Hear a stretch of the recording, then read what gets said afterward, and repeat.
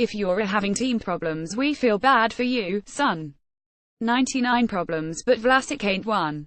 With apologies to Jays, Ronald Koeman has been facing the music during the past 7 days.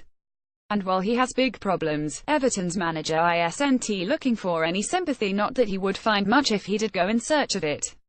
After the horror show in Italy on Thursday night, he blamed himself as much as his passionless players for the 30 defeat. Nikola Vlasic, the 19-year-old making his full debut having signed on deadline day, was the only outfield player to emerge with a modicum of credit.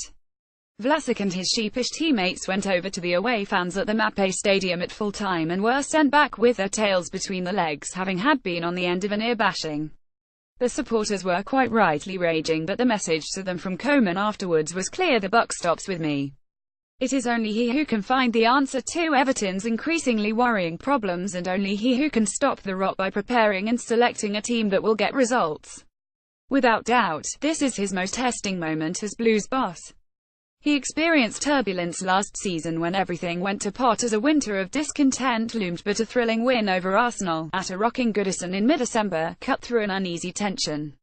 Everton's win over Arsenal in December provided a much-needed boost during a poor run yet after a summer spending spree, and on the back of a season of progression, the stakes are much higher as he looks to shore up a defence that are conceding too many and an attack that don't score enough.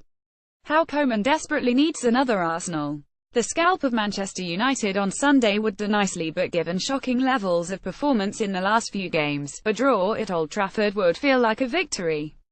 The questions over a team lacking identity, direction and spirit were the same as they were when a promising start to his reign as manager lurched into a run of just one win in 11 matches last season, reaching its lowest point at Watford. It's a run of one win in 6 as it stands, but the malaise can be charted back to the end of last season, and so pressure to find a solution is far greater.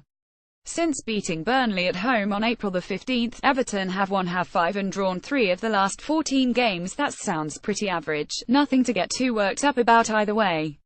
But if you take out the European games, they have won just 2 of the last 8 league games. Koeman has every right to point to the failure to land a striker and left-sided defender this summer, but he knows he has to get on with it because there is no point bleating about something he can't change until January. And he knows their problems go deeper than those at present, so, as the highest-paid manager in the club's history, Koeman has to find the solutions. Held back himself too. He always does, and was refusing to hide behind the shield of a new team needing time to gel. But as he faced the press on Thursday, and again yesterday afternoon, he admitted he hadn't yet got to the bottom of it. We cannot lose sight of the fact that they have faced a seriously tough start to the season, but everyone welcomed the surge in expectations, so cannot suddenly swerve the blame when they are not met. This is where Koeman earns his corn.